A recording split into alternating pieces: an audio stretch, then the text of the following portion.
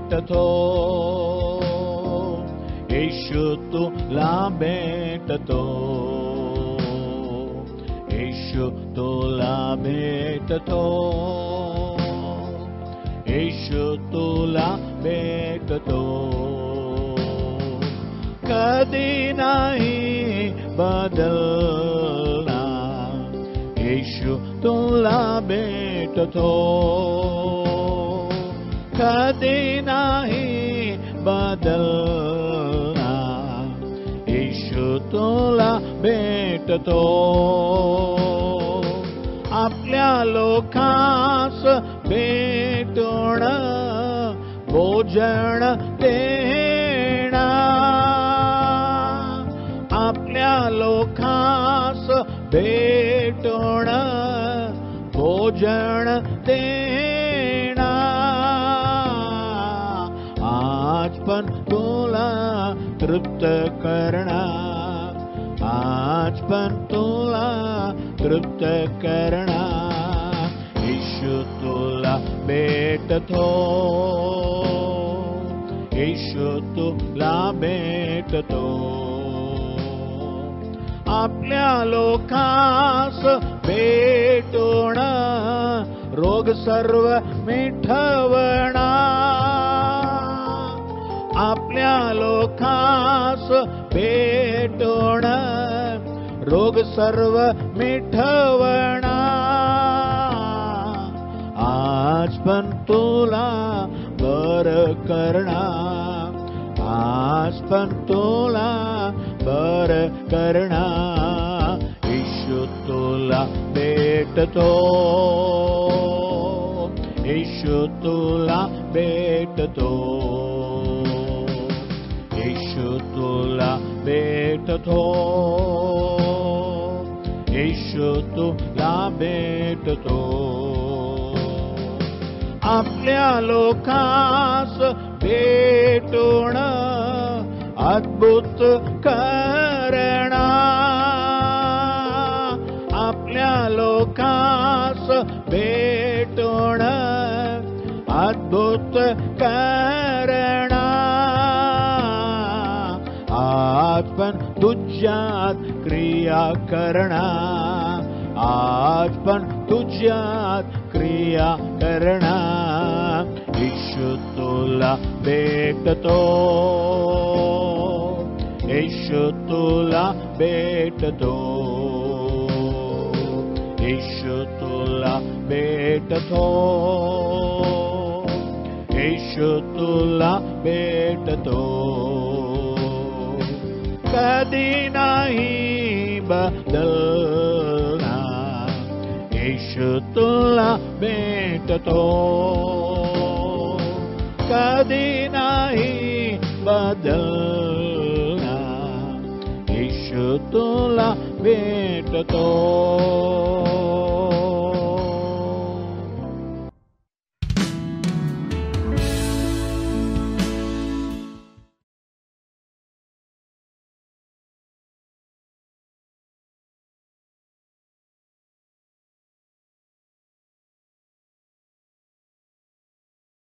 Hallelujah. आमच्या प्रिय बंधू बहिणींना येशूच्या नावाने आमचा नमस्कार, अभिनंदन आणि आमच्या नूतन वर्षाचा तुम्हाला अभिनंदन. हा नवीन वर्ष 2025 एक आशीर्वाद असू दे. तर यावर्षी परमेश्वराने दिलेलं आम्हाला प्रवचन म्हणजे त्यांचे प्रतिज्ञा काय आहे? स्तोत्रसंहिता 67:6 वचन, Psalm 67:6. स्तोत्रसंहिता 67. भूमीने आपला उपज दिला आहे, देव आमचा देव, देव आमचा देव आम्हाला आशीर्वाद देव. देव आमचा देव आहे ना, तो आमचा देव आहे.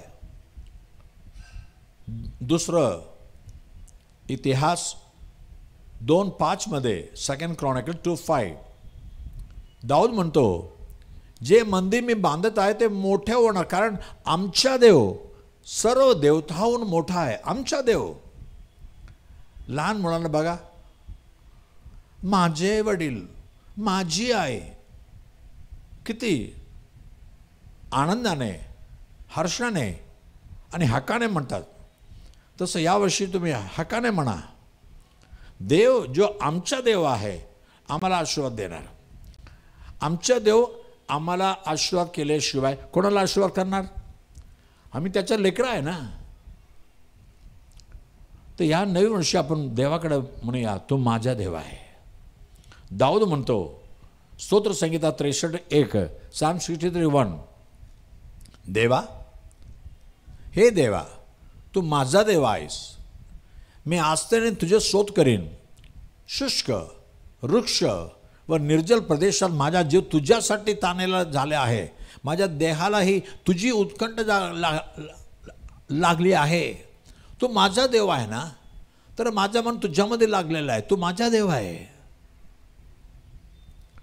2 वचनामध्ये तो म्हणतो, असंच अशा प्रकारे तुझे बळ व वैभव पाहण्यास पवित्र स्थानी मी तुझ्याकडे दृष्टी लावली आहे. तो आमचा देव आहे, तो माझा देव आहे. हक्काने सांगा. 3 गोष्ट पाहणार आहे. लूका 15:18 वचनामध्ये, लूक 15:18, लूका 15:18 मी उठून आपल्या बाबाकडे जाईन व त्यांना म्हणेन, आपल्या बाबाकडे, बाबा, मी स्वर्गाविरुद्ध तुमच्या विरुद्ध पाप केले आहे. पुढचं वचन, यापुढे आता तुमचा मुलगा म्हणून घ्यायला मी योग्य नाही. आपल्या एका मोल करण्याप्रमाणे मला ठेवा. आणि 20 वचनामध्ये, मग तो उठून आपल्या बापाकडे गेला. आपल्या बापाकडे गेला. तो दूर आहे, तोच त्याच्या बापाने त्याला पाहिले. त्याला त्याच्या कळवाला आला आणि धावत जाऊन बापाने त्याच्या गळ्यात गळा गाळून त्याने त्याचे मुके घेतले. या मुलाबद्दल मी काय सांगू? तुम्ही 11 वचनामध्ये पाहत आहे. लोक 15:11 एक माणसाला 2 पुत्र होते. आणि 12 वचनामध्ये तो धाकटा काय बापाला मग काय म्हणतो? धाकटा, बाबा, तुमच्या संपत्तीमध्ये माझा भाग मला द्या. 12 वचन लूक 15:12 त्यापैकी धाकटा बापाला म्हणाला, बाबा, मालमत्तेचा माझा वाटा मला द्या. तेव्हा त्याने आपल्या मिळकतीची त्याच्यात वाटणी केली. आणि 13 वचनामध्ये, मग फार दिवस झाले नाहीत, तो धाकटा मुलगा सर्व काही जमा करून दूर देशी निघून गेला आणि तेथे त्यांनी चैनबाजी करून आपली मालमत्ता उधळून टाकली. 14 वचनामध्ये, सर्व काय त्याने आपलं सर्व खर्चून टाकल्यावर त्या देशात मोठा दुष्काळ पडला. तेव्हा त्याला अडचण पडू लागली. 16 वचनामध्ये, त्याला भूक लागली. तेव्हा डुकरे खात असत, त्यातल्या शेंगा तरी खाऊन पोट भरावे अशी त्याला फार इच्छा होई. त्याला कोणी काही देस नसे. नंतर तो म्हणतो 17 वचनामध्ये, तो शुद्धीवर येऊन म्हणाला, माझ्या बापाच्या कितीतरी मोल कर्यांना बाकरीची रेल आहे आणि मी तर येथे भुकेने मरतो आहे. माझ्या बापाकडे नोकराला पण भरपेट मिळते. आणि याच्याबद्दल त्याचा तोरला भाऊ काय म्हणतो? 30 वचनामध्ये, 15:30 15:30, मग ज्याने तुमची संपत्ती कसबिणी बरोबर खाऊन टाकली, तो हा तुमचा मुलगा आला आणि तुम्ही त्याच्यासाठी पुष्ट वासरू कापले काय? पहा, माझा बाप म्हणतो आला. त्याने चुकी केली. एकतर वडिलांच्या संपत्तीचा वाटा मागितला, हे गुन्हा आहे. अरे तू कमवलंस का? तुझ्या वडिलांनी मेहनत केली, त्याने कमवली. तू तुझा मुलगा असून म्हणतो माझा वाटा मला पाहिजे, तरी दिला. त्याचं काय केलं तुम्ही? सर्व दुष्कर्माने सर्व तुम्ही वाया टाकलं तुम्ही. पण शुद्धीवर आनंद म्हणतो माझ्या बापाकडे सर्व काय आहे ना. पण बापाने काय केलं? तो येताच त्याला त्यासाठी चांगलं वासरू कापले आणि भोजन सगळ्यांना दिलं, त्याला चांगले कपडे दिले, अंगठी घातली, त्याच्या पायामध्ये जुते घातले. का? बापाचे प्रेम. एवढंच तो माझा बाप म्हटला. या नवीन वर्षात आमचा देव बापा आहे, देव आमचा बाप आहे. या जगातील बाप आम्हाला चांगलं गोष्ट करू शकतो. तुम्ही मत्ती 7:11 पहा, मॅथ्यू 7:11, मत्ती 7:11 मग तुम्ही वाईट असताना आपल्या मुलाबाळांना चांगल्या देणग्या देणे तुम्हाला समजते, तर तुमच्या स्वर्गातील पित्याजवळ जे मागतात त्यांना तो किती विशेष करून चांगल्या देणग्या देईल. अहो, तुम्ही वडील असेल दारू पिणारा, तरी आपल्या मुलांना मुलींना बरोबर त्यांना कपडे घेऊन देतो, त्यांना खाऊ घेऊन देतो, सगळं. कारण पिती आहे ना. अहो, तुम्ही वाईट असून तुमच्या मुलांना चांगल्या देणग्या देता, तुम्हाला समजते. तुमच्या स्वर्गातील पित्याजवळ मागा, तो सर्व काय चांगली गोष्ट तुम्हाला देणार. म्हणून आज पित्याकडे या. पित्या, मी पाप केले. कारण या जगामध्ये येऊन तुमच्या आमच्या पापाकरिता स्वतःला अर्पण केलेला एक देव आहे, तो येशू ख्रिस्त आहे. तो वधस्तंभावर खिळलेला गेला. कासाठी? आमच्या पातकासाठी, आमच्या पापासाठी. योहान 1:29 प्रमाणे जगाच्या पापाला हरण करणारा देवाचा कोकरा येशू ख्रिस्त आहे. तो तुमच्या पित्या आहे, त्याच्याकडे या. हो, मी चुकी केली, तसं तो म्हणतो ना, बापा मी स्वर्गाच्या विरुद्ध तुझ्यावर पाप केले, मी लायकी नाही, तुझ्या मुलगा म्हणायला लायकी नाही, पण तुझ्या जवळ मला राहायचं आहे. नोकर म्हणून असू दे, मग तुझ्याबरोबर राहणार. तुझ्याबरोबर असलं तर, संगी असलं तर मला सर्व काय भेटेल ना. तो नोकर म्हणून यासाठी आला, पण बाप्पा म्हणा नाही, तू माझा मुलगा आहे. आज पित्याकडे आहे, आमच्या स्वर्गीय पिता आहे. तो किती चांगला आहे. तुम्ही वाईट असून चांगलं काम करता, तो चांगला असून चांगलं करणार आहे का? त्याच्याकडे या. आणखीन एक गोष्ट पाहूया. तुम्ही उत्पत्ती 27 अध्याय, जेनेसिस 27, उत्पत्ती 27 अध्यायामध्ये 38 वचनामध्ये 27:38 एसा बापाला म्हणाला, आपल्याजवळ एकच आशीर्वाद आहे का? बाबा मलाही आशीर्वाद द्या, बाबा मलाही आशीर्वाद द्या. आणि एसाव हेल काढून रडायला लागला.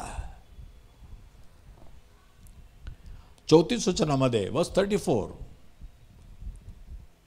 एसावाने आपल्या बापाचे शब्द ऐकले तेव्हा तो अति दुःखाने अंबरडा फोडून आपल्या बापाला म्हणाला, बाबा मला आशीर्वाद द्या, मला आशीर्वाद द्या, माझ्या बापा मला पण आशीर्वाद दे. इथे काय गोष्ट घडलं, इसाकच्या 2 मुले, तोरला एसा आणि धाकटा याकूब होता. याकूब खूप चालाकी होता. एकदा बापाने का म्हटलं, तोरल्याला बोलून, तो चांगला शिकारी होता, जा बाबा शिकार करून घे आणि मला आवडेल तसं तो चांगलं खाऊ म्हणून आण, जेवण म्हणून आण, तर मी मरण्याच्या अगोदर तुला आशीर्वाद द्यायला पाहिजे. तो निघून गेला. पण त्याची आई ऐकली. तो म्हटलं, अरे तोरल्याला आशीर्वाद धाकट्याला नाही का? कारण धाकटाना आईला खूप आवडणार होता. आणि त्या म्हणाले, जा तुझ्याकडं मेंढरं आहेत ना, एक लहान कोकरा घेऊन ये, आणि मला माहीत आहे तुझ्या वडिलाला कसलं स्वादिष्ट जेवण त्याला आवड आहे, मला माहीत आहे, मी करून देते. ते करून दिला. आणि एसाचे कपडे घातला याकूबनी. आणि योसाच्या अंगामध्ये केस जास्त असते, त्याने बकरीचा चमडा आपल्या हातावर गळ्यावर टाकला आणि बापाकडे जा म्हणला, हो बापा मी आलो ना, येसा मला आशीर्वाद द्या. बाप्पाला जरा शंका आली. आवाज तर याकूब असं वाटतं ग, पण हाताला कारण इसाकला डोळे दिसत नाही, म्हातारा झाला. अंगावर हात लावून पाहिला, केस आहेत, तर येसा आहे, त्याला आशीर्वाद दिला. आणि तो निघताच येशा मस्त जेवण म्हणून आणला बापासाठी. आता म्हणतो मला आशीर्वाद. बापा म्हणतो अरे तो येऊन सर्व काय आशीर्वाद घेऊन गेला, आता मी काय करू. तेव्हा म्हणतो माझ्या बापा, माझ्यासाठी एक आशीर्वाद नाही का तुझ्याकडे. या नवीन वर्षात सांगा बापा मला आशीर्वाद कर. मला लोकांनी फसवलं, किती लोकांनी मला फसवून माझा लूट मारले, पण तू मला आशीर्वाद कर. तसं बापाने आशीर्वाद दिला आणि येसाच्या जीवनात काही कमी नव्हतं. वचन काय म्हणते, येसा आणि याकोबाला एक बरोबर देवाने आशीर्वाद दिला. कारण उत्पत्ती 36:7 मध्ये, जेनेसिस 36:7, काय ते दोघांची संपत्ती एवढी वाढली की त्यांना एकत्र राहण्याची सोयच नव्हती. तसेच त्यांची गुरे डोरे फार वाढल्यामुळे ज्या देशात ते उपरे होते तेथे तेवढ्यांचा निर्वाह होईना. तामिळ म्हटलेलं आहे ते भूमी, ते पृथ्वी त्यानं सहेना. एवढा आशीर्वाद. कारण त्यावर रडला, बाप्पा मला आशीर्वाद दे. तुम्ही येशू बापाकडे विचारा, येशू बाबा मला आशीर्वाद दे. मला लोकांचा आशीर्वाद नको, तुझा आशीर्वाद मला पाहिजे. हा तिसरी गोष्ट पाहून आपण प्रार्थना करूया. सास्ते पहिला अध्याय त्याच्या 13, 14, 15 पाहूया. जजेस 1, 13, 14, 15.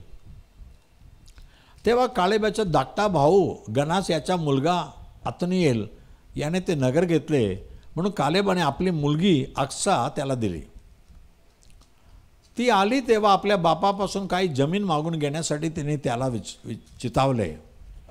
ती गाढवावर उतरली तेव्हा कालेबाने तिला विचारले, तुला काय पाहिजे. ती त्याला म्हणाली, मला एक देणगी द्या. तुम्ही मला नेगेब प्रदेशात स्थायिक केले आहे, तेव्हा मला पाण्याची जरेही द्या. तेव्हा कालेबाने तिला उंचावरचे व पायथ्याचे जरे दिले. म्हणजे तामिळमध्ये लिहिलं आहे, माझं लग्न झालं, तू मला जमीन दिला बापा, माझ्या बापा, पण ती खरडे भूमी आहे, सुकी भूमी आहे. मला असलं भूमी दे, खेती दे, जिचं झरणे वाहत असेल, पाणी वाहत असेल. ते मग तामिळ, माझ्या बापाकडे मी एक खेती घेणार आहे, माझ्या बापाकडे हक्काने मागते. मला आतापर्यंत तू दिलेलं सर्व काय खोरडे आहे, सुक जमीन आहे, माझं जीवन सुकलेलं आहे, पण मला पाणी वाहणारे असं एक खेती दे, आशीर्वाद दे. यशाया 58:11 मध्ये, आयसाया 58:11, यशाया 58:11 पाहत आहे. परमेश्वर ज्या सतत मार्गदर्शक होईल, तो अवर्षण समय, जे तेव्हा पाऊस नाही पडलं तरी तुझ्या जीवास तृप्त करेल, तुझ्या हाडांना मजबूत करेल. तू भरपूर पाणी दिलेल्या मळ्याप्रमाणे होशील, पाणी कधी न आटणाऱ्या जर्याप्रमाणे होशील. भरपूर पाणी असलेल्या एक मळ्याप्रमाणे, एक बागीप्रमाणे असणार, आणि पाणी कधी न आटणाऱ्या जर्याप्रमाणे. म्हणजे हिरवगार तुझे जीवन राहणार आणि भरपूर आनंदाने भरून राहणार, कारण तुझ्या जरण्यामध्ये पाणी कधी सुकणार नाही. हे देवाचे आशीर्वाद आहे. म्हणा, देवापा 2024 मध्ये तुम्हाला आशीर्वाद केलं, पण माझा भरला नाही, माझा घर भरला नाही. या नवीन वर्षी मला आशीर्वाद दे, हिरवेगार पाणी वाहणारा असा आशीर्वाद दे. तुमचं सुखद जीवन, तुमचे खोडे जीवन देवबापा बदलून टाकणार. इर्मिया 17 अध्याय 7 आणि 8 मध्ये पाहत आहे. Jeremiah 17:7 and 8. जो पुरुष परमेश्वरावर भाव ठेवतो, ज्याच्या भावविषयी परमेश्वर आहे, तो धन्य आहे. तो जलाशयाजवळ लावलेल्या वृक्षासारखा होईल. तो आपली मुळे नदी किनारी पसरेल. उन्हाची जलही येते तिला तो भोगणार नाही. त्याची पाने हिरवी राहतील. अवर्षणाऱ्या वर्षी त्याला चिंता पडणार नाही.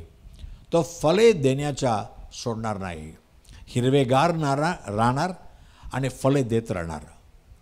जो देवावर भाव ठेवतो, देवावर विश्वास ठेवतो, त्याचे जीवन असं असणार. या नवीन वर्षामध्ये तुमचे जीवन कधी सुकणार नाही. तुमच्या घरामध्ये कधी ऊने पडणार नाही. देव माझ्या मेंढरपाळे, मला कधी ऊने पडणार नाही, काही ऊने पडणार नाही, असा विश्वासाने राहा. पण तुमच्या बापा जवळ तुम्ही मागा, स्वर्गीय पित्याकडे आपण मागूया. चला प्रार्थना करूया. पहिलं बापाकडे क्षमा मागा. गेल्या वर्षी किती मी चुकी केली, किती पाप केली, मला क्षमा कर. तुझ्या मनाला मी तुडवलं प्रभू, मला क्षमा कर. देवाकडे वळून या. तो देव तुझ्या स्वर्गाच्या पिते आहे. तो मुलगा जसं पित्याकडे परत आला, आपल्या पापाची कबुली केली, मी पाप केली पिता, तुझ्या विरुद्ध स्वर्गाच्या परमेश्वराच्या विरुद्ध पाप केली, मला क्षमा मागा. तुमच्या पातकासाठी जीव दिलेला, तुमच्या पापाला क्षमा करणारा एकच परमेश्वर येशू मसीह आहे, येशू ख्रिस्त आहे, त्याच्याकडे मागा. पवित्र देव बापा धन्यवाद. तो आमच्या स्वर्गीय पिते आहे. आमच्या परमेश्वर आम्हाला आशीर्वाद देणार. तू आमचा देव आहे प्रभू. आम्ही तुला शोधून आलेलो आहे. तसं आमच्या पिते आहे. गुन्हा केलेला, पाप केलेला, वडिलाला सोडून पळालेला तो मुलगा म्हणतो, पित्या मला क्षमा कर. आणि पित्यानं त्याला क्षमा केली. त्याला उराशी घेऊन त्याला सगळं काय, त्याला आवश्यकतेपेक्षा जास्त दिलं. त्याला फक्त जेवणाची आवश्यकता होती, त्याला मस्त जेवण पण दिला, कपडे दिले, अंगठी दिले, जुते दिले. तसं बाबा दे बापा, म्हणजे गुन्हा क्षमा कर, मला जो लेकर म्हणून घे. हो बाबा, त्यांची सर्व गरजा पूर्ण कर. जे काय कमीपण आहे सर्व दूर कर प्रभू. आणि जसं येसाने म्हटलं, मी चुकी केली, माझ्या भावाने मला फसवला, पण बापा तू माझ्या बापा आहे ना, मला पण आशीर्वाद कर. आज जसं किती लोक म्हणतात, किती लोकांनी आम्हाला ठगवलं, आम्हाला फसवलं, आमच्याकडे बरोबर धोकाधडी केली, पण देवा तू मला आशीर्वाद कर. त्यांचा आशीर्वाद कर प्रभू. त्यांच्या रडणे तो ऐक. त्या जीवनात बदल येऊ दे प्रभू. तू आशीर्वाद दिला तर आमच्या जागा मावणार नाही, असं तू मला आशीर्वाद दे. प्रत्येकानं आशीर्वाद कर. मुलाबाळांना आशीर्वाद कर, चांगलं शिकवणी दे. तसं अक्षासारखा माझ्या बापा, मला तो आशीर्वाद दिलं, पण सगळं सुके जमीन आहे, असं जमीन दे तिथं झरणे वाहत राहणार. हो, हिरवेगार जीवन, कधी न सुकणारे जीवन, फलदायक जीवन प्रत्येकानं दे प्रभू. तो आमच्या प्रभू आहे, आमच्या देव आहे, आम्हाला आशीर्वाद देणार, आमच्या पिते आहे, आमच्या आरोडे ऐकणार. प्रत्येकानं आशीर्वाद कर. हे नवीन वर्ष प्रत्येक जीवनामध्ये आशीर्वादाचे असू दे. येशूच्या नावाने मागितो मला एक प्रभू राजा. Amen amen. God bless you. देव तुम्हाला आशीर्वाद करो. पुढच्या रविवारी दुपारी 3 वाजता पुन्हा भेटूया. Amen amen. God bless you. आमचा पत्ता Bethel Pentecostal church, Bethel church road, Kamaraj हायस्कूलचा मागे, 90 फीट रोड, धारावी, मुंबई 17. आमचा फोन नंबर 8850665361 किंवा 9833333722 किंवा 9323424695.